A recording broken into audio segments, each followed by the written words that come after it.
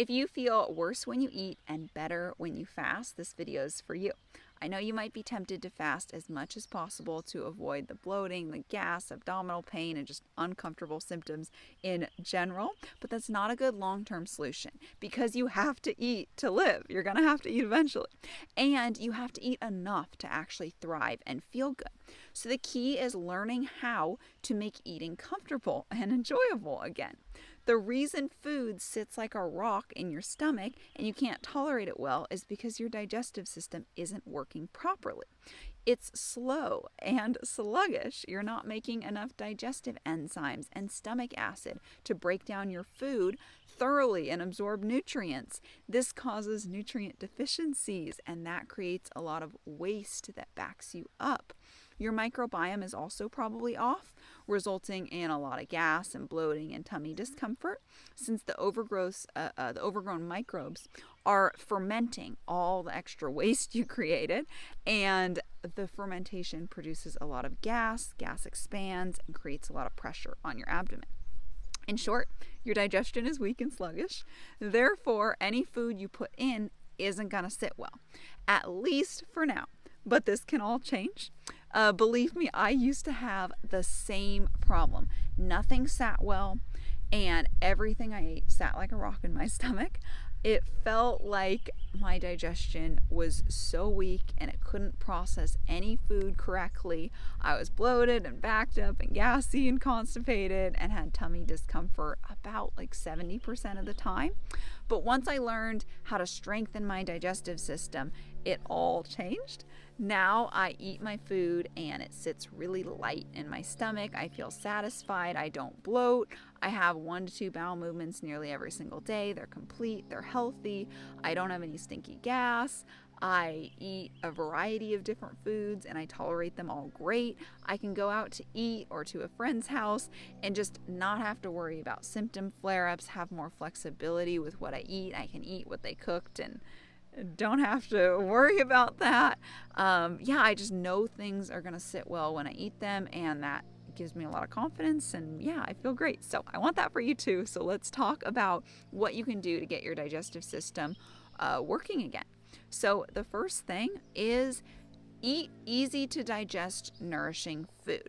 When your digestive system is in a weaker state, it's really hard to digest heavy food or too much food or difficult to digest food.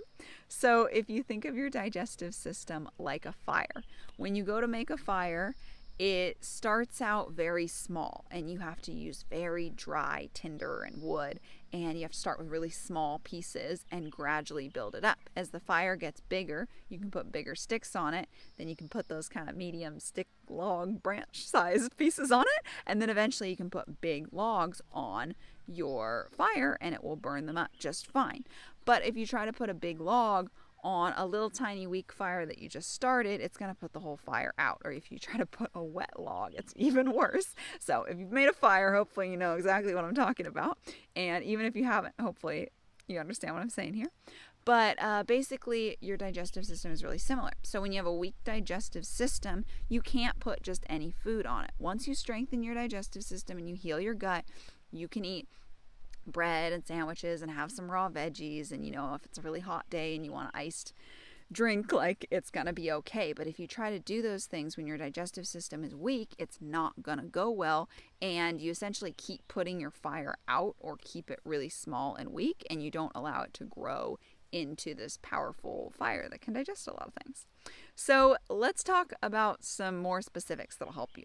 So what are these easy to digest foods that you want to prioritize when your digestive system feels weak and you're getting flare-ups and you have a lot of symptoms and bloating and discomfort, and when everything you eat isn't feeling good, what should you actually eat?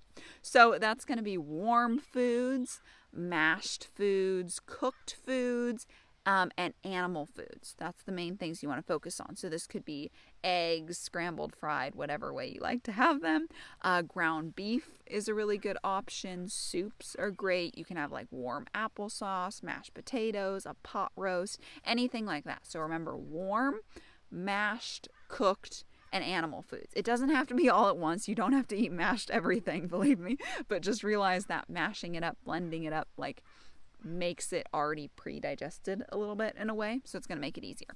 Now, the hard to digest foods that you want to avoid for now are going to be cold, raw plants, and high anti-nutrient foods. So this is going to be things like raw veggies, and those high anti-nutrient foods are going to be grains, nuts, seeds, and legumes.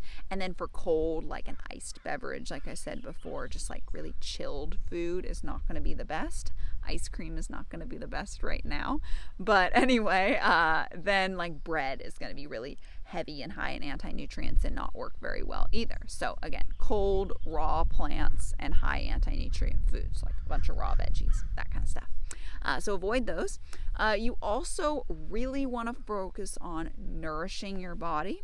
So you want nose to tail animal foods, so muscle meat, bone broth, eggs, organs, funky cuts of meat, oxtail tongue, anything like that you're willing to eat is definitely going to be really helpful here. And the reason you want to focus on nourishing your body is because nutrients will help you to make more digestive enzymes, to make more stomach acid, which will help you to digest your food properly again. So yeah, that's going to be really helpful. Some things I recommend are bone broth, and I have a whole video on how to make like wiggly jiggly super collagen rich bone broth, so I'll link that up above and down below if you want to check it out. I really recommend that you get organs in regularly. That is so helpful for getting all your nutrients in. So if you want to make pate, which is my favorite way to get liver in, I just made a video on how to make liver heart pate. So I'll link that up above and down below as well. And if you're like, no way I'm eating organs, then I will link my favorite organ supplements down below, which is basically just organs that have been dried and ground into a powder so that you can eat them in a pill and not have to taste them, but still get all the nutrient benefits out of them. So anyway, these are going to be really helpful. You will gain more flexibility in time. I eat homemade ice cream now, and it's really healthy. It's just heavy cream, eggs, a little honey, and whatever flavor I'm making it. So vanilla or coffee or mint chocolate chip. But anyway, I can eat that now. I can eat sourdough bread now. So you will get more time. You'll get more flexibility with time. But right now, you have to realize you have a weak digestive system, and you have to eat in a way that strengthens it. Eat the easy to digest foods. Avoid the hard to digest foods. Don't push too soon, or you'll kind of lose some of your progress there. So don't push too soon on that. So the second thing is get your meal timing and spacing right. A lot of people focus on what to eat and what not to eat, which is important, but it's also important to know when to eat and how much to eat and how to balance your meals and all these other factors. So you want to not eat too early or too late. If you eat really early in the morning, it just usually doesn't sit so well. It usually works a lot better if you eat a little bit later. So like when I used to eat breakfast at 7, it never sat well. And when I moved to eating breakfast at 9, it worked a lot better for me. I was a lot hungrier and I could digest my food better. Same thing in the evening. You don't want to eat too late, or you're still going to be like trying to digest while you're going to bed. And you might even wake up still feeling like there's a rock in your stomach or all bloated. So I recommend finishing eating around 3 hours before you go to bed when you have digestive issues. Down the road, there's more flexibility. I really just don't worry about it anymore now. But when you're healing, you want to not eat too late or too early. This also will basically just make you intermittent fast. Now, you don't technically have to do like a 16-hour fasting window, 8-hour eating window. You can if you want, but even like 12 to 12 is good. You really don't have to get too specific on this, but just realize increasing that like fasting window of when you're sleeping by eating a little later in the morning, finishing dinner a little earlier, you'll give your digestive system more of a chance to heal. So when you're not focusing on digesting food, a lot more repairs can happen. So having a little bit longer fasting can help with that a lot. You also want to space your meals by at least 3 hours apart. No grazing and snacking through the day. You want to do this because it takes about 3 hours for your stomach to digest food and dump it into your small intestine. And you don't want to be mixing and mashing like food that's been digesting for 2 hours and then food you just ate, because then you have this food that's almost done and gonna be ready to leave, and then you have food that has to start the process all from the beginning. So it can just slow down this whole process and not go so well. This can also cause acid reflux. But anyway, so I recommend you have at least 3 hours between meals. Don't eat too early, don't eat too late. And I find 2 to 5 meals, usually 3 to 4, is what works best for people. So you can experiment with this, depends on a lot of factors, but figure out how many meals is going to work best for you. Broadly, 2 to 5 works great. More often, 3 to 4 seems to be the sweet spot. Okay, my third tip is to not overeat. Overeating just massively weakens your digestion. It's like putting a giant wet log on a fire you started 10 seconds ago. It's not going to go well, and it's going to put everything out. Your body can't take all of that food at once, and it's not going to be able to digest it properly. You're going to end up with a lot more waste, and it's not going to feel good. I used to do this. I used to accidentally binge starve. I just felt so bad and so uncomfortable, and it was so hard to eat.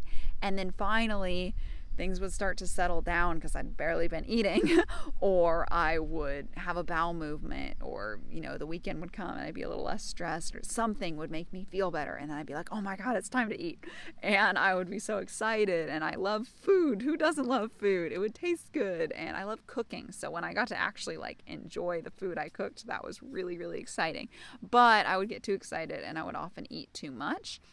So something that can really help here, and that did help when I finally figured it out, was to focus on satiating myself. So you want to make sure you're getting enough protein and nutrients and fat and balancing your meals and getting all your nutrients in, because when you're going to eat, you're doing this in order to get nutrients. So when you don't get your nutrients, you're not really satiated because you haven't achieved the main goal your body had. Your goal was to not just acquire calories, but to get enough protein and enough fat and enough of all the nutrients you need. So if you haven't reached the goal, you're still going to be hungry to try to get your body to eat more.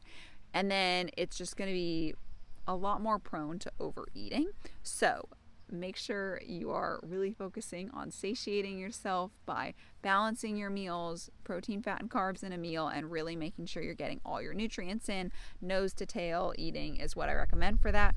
Also, I do have a video that goes a little more in depth into how I get all my nutrients in without taking any supplements. So if you're interested in that, I'll link that up above and down below too. But yeah, really focus on not overeating. Okay, tip number 4 is to balance your microbiome. So you want to get your ferments in, so you're introducing lots of good microbes, and you want to avoid antibiotics and harsh cleaners and hand sanitizers and things like that that do a lot of damage to your microbiome.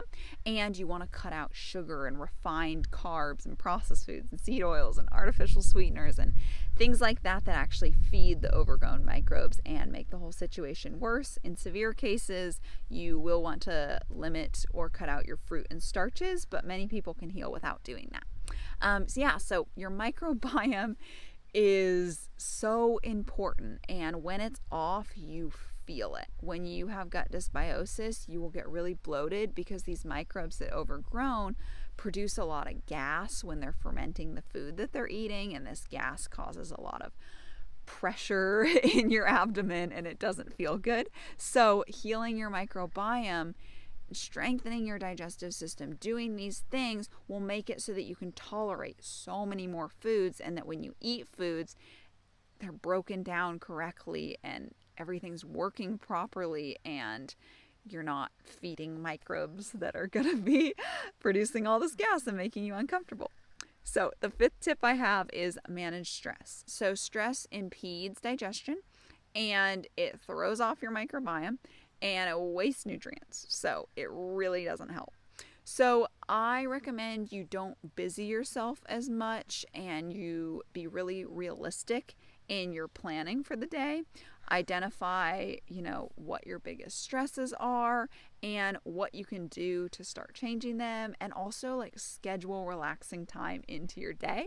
Those are my top tips, but if you want more tips on managing stress, I have a video all about practical tips for managing stress. So I'll link that up above and down below if you want to check it out. Okay, the 6th tip I have for you is address any specific issues you have. So Everyone's going to be a little bit different. Some people have low stomach acid, some people have weak bile flow, some people have slow motility, some people have a specific nutrient deficiency or thyroid issues or constipation. Everything is very connected, so you want to make sure that you're addressing the root causes of all your issues and you have like a comprehensive plan that will help you heal everything, and that will help a ton. And if you want help with that, because I know it can be a little bit overwhelming at first, I do offer a coaching program called Ancestral Gut Healing, where I work with people one-on-one to help them understand what is causing all their gut issues at the root, and I write them out a personalized plan to help them heal their gut, heal the root causes, and get symptom-free as soon as possible. So if you're interested in that, I will leave a link down below where you can book a call with me and you can tell me more about what's going on, what you want to achieve, and we can see if it's a good fit to work together. So if you're interested, check out that link down below, book a call with me. I'd love to talk with you. Thank you so much for watching this video. I appreciate it. And yeah, if you want to learn more specifically how the digestive system works, what kind of things can go wrong, and how to fix it, I have a 3-part series on that. So I'll link that on the screen if you want to learn more about the digestive system. Thanks again for watching.